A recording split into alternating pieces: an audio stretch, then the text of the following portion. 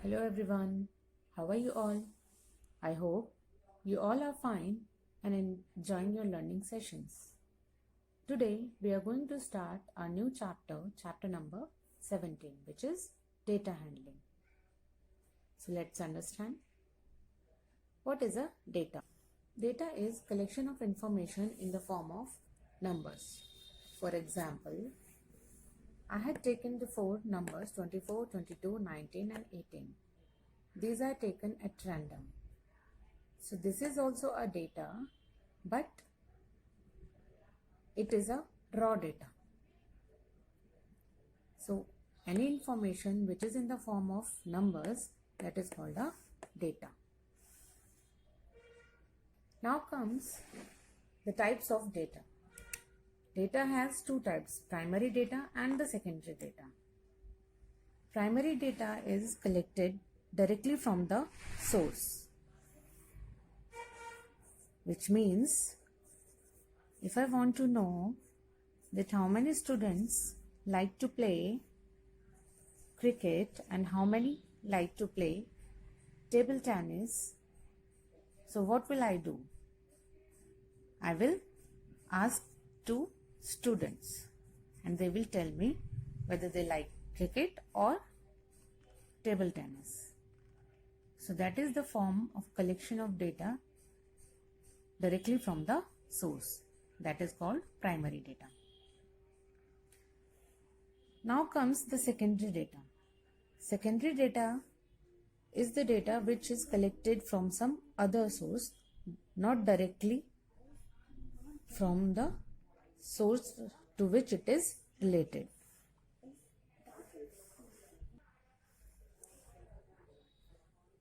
If I collect any data from newspaper or magazine about anything, that will be known as the secondary data, because I am not directly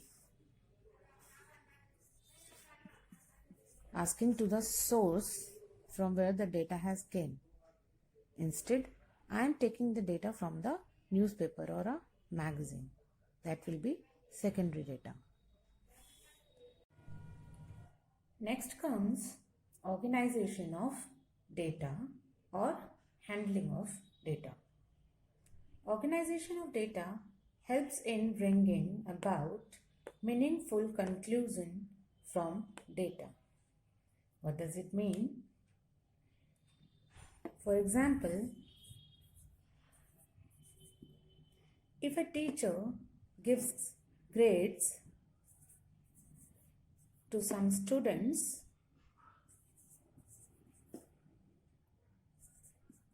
this way,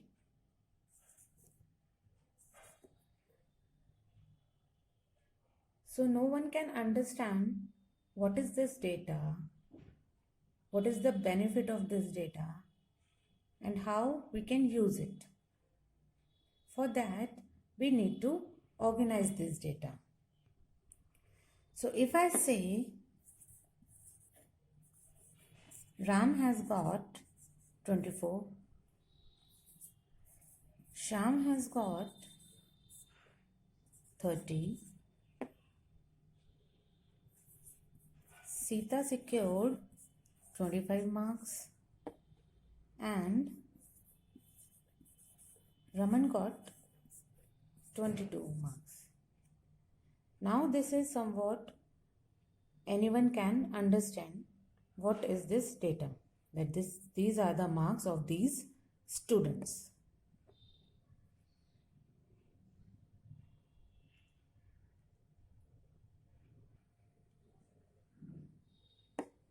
Now how we can organize our data?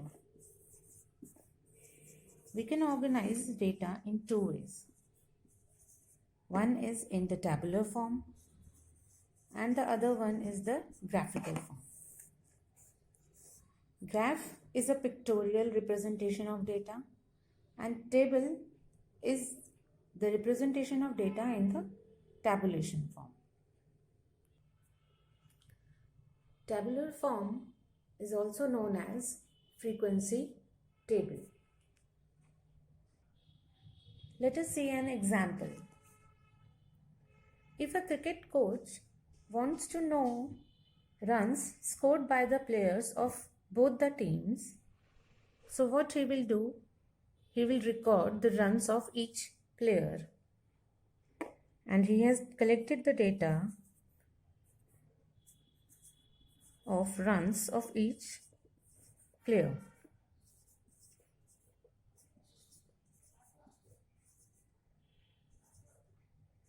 So this is the data collected by the cricket coach about the runs of the players. Now how we will organize it? First of all, we have to arrange the data in the ascending order. This is our step 1 for the organization of data. Arrange in ascending order. We know the meaning of ascending order. That means from the least number we have to go up to the highest number. So here we can see the least number is 18. So 18 is our first number. The second least number is 20. Then comes 39. Then we will take 40, and the 40 comes 2 times. After that we have 54, and it is 3 times, and the highest number is, or you can say the highest runs are 99. Now we had completed our step 1. Next step is to make a table.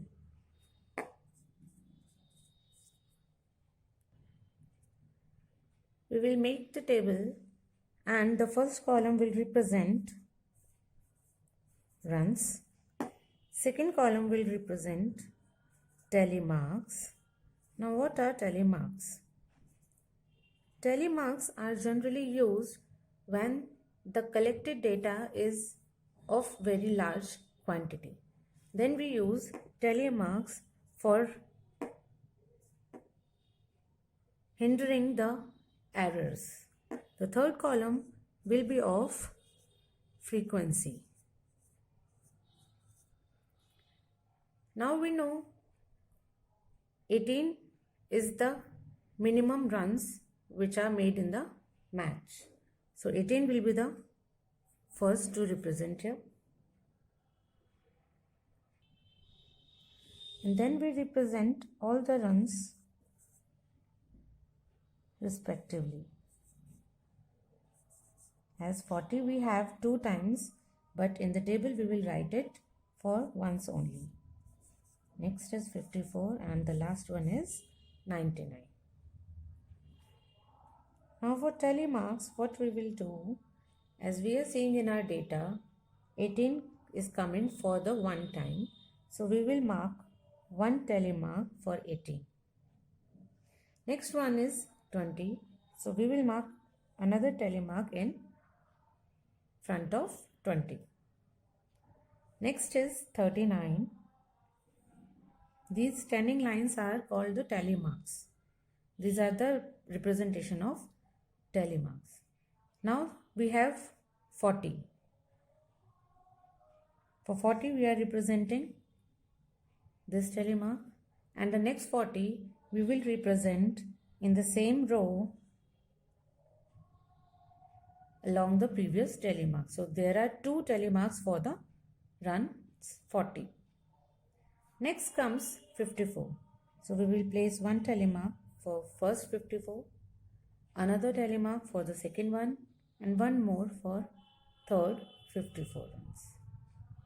The last one is 99. So this way we had made these tally marks. Now we can write the frequency of these runs by counting these tally marks.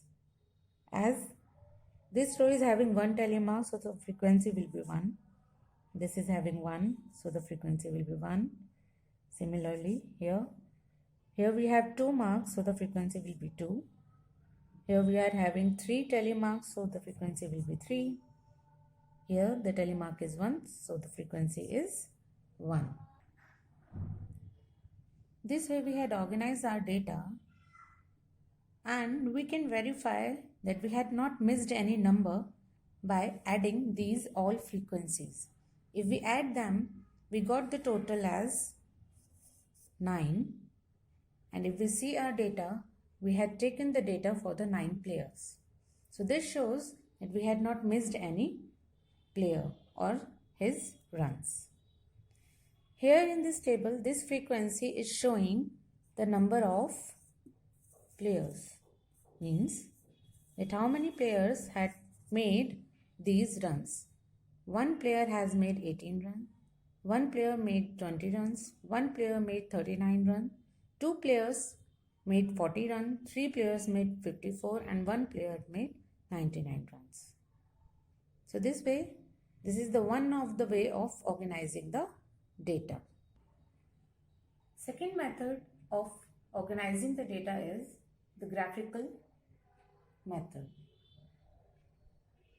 We all know about the graph. It is the pictorial representation of the data. So we have two types of graphs for representing or organizing the data. One is pictograph and the other one is bar graph.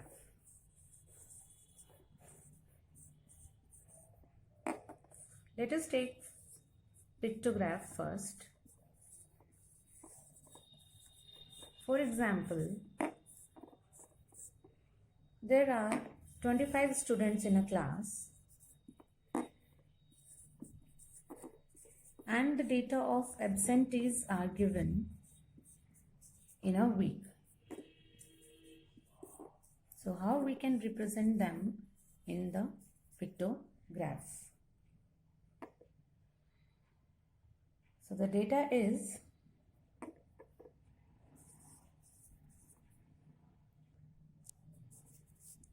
given on Monday 3 students are absent, on Tuesday 5 students are absent, on Wednesday no student is absent, Thursday 7, Friday 4 and Saturday 2 students are absent. So now we will see how we can make the pictograph. So in the pictograph we will take two columns. One will represent the days and one will represent the number of students.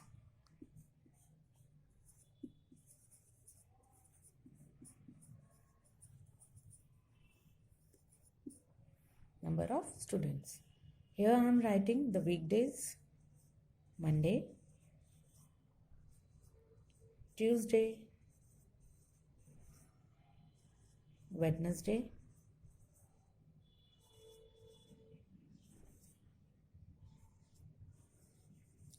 Thursday,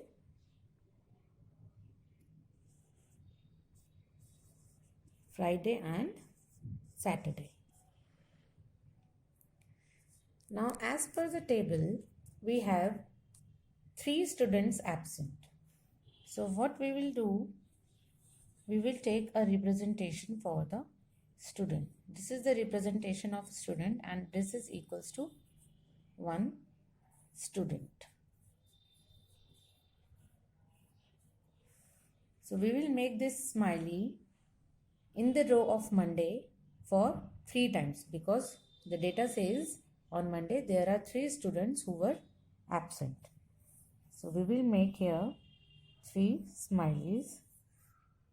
This is the representation of data in the picture form.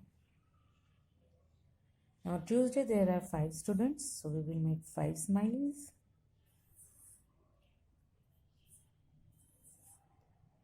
On Wednesday there are no student absent, so there will be no smiley in the row of Wednesday.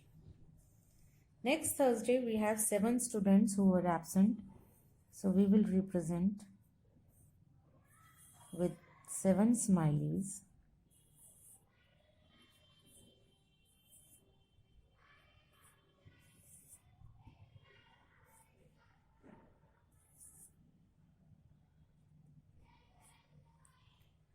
On Friday, 4, and on Saturday, 2.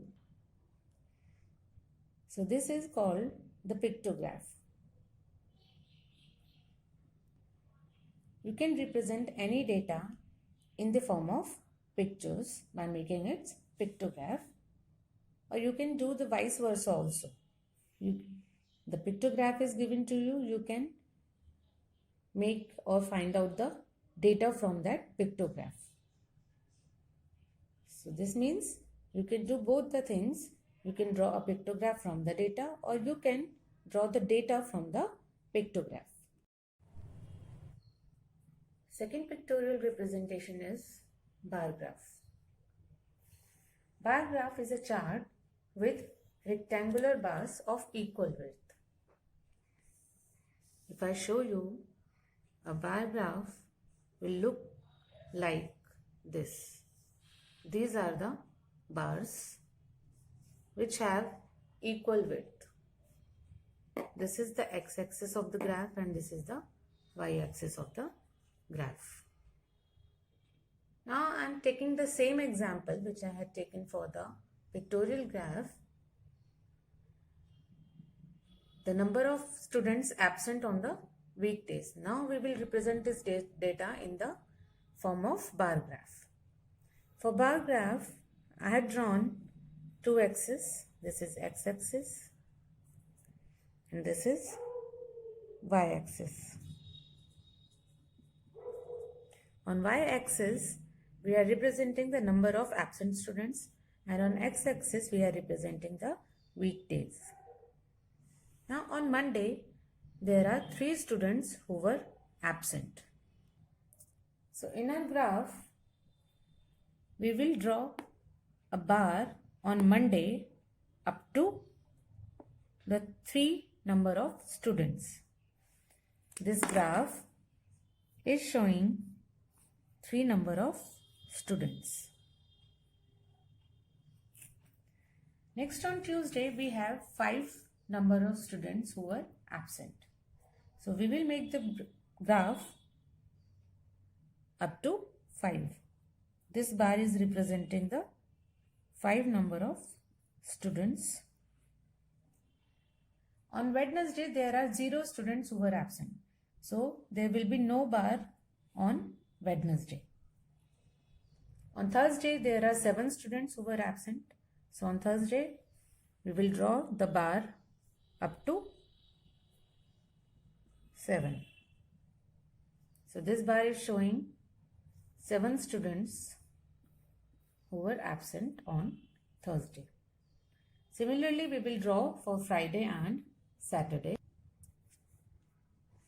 So this bar is showing the 4 number of students absent on Friday, and this is showing 2 students who are absent on Saturday.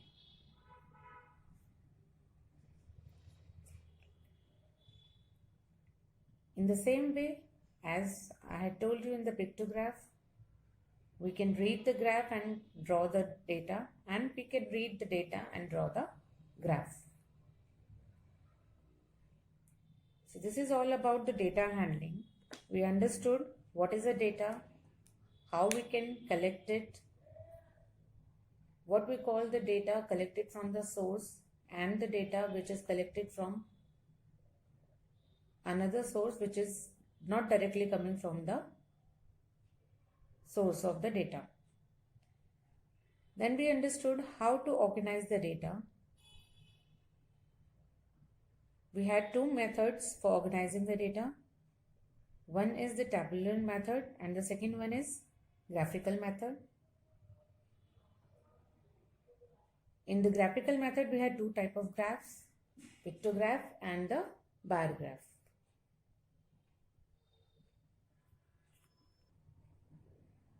This completes our chapter, data handling. Hope you all had understood the concept. Thank you.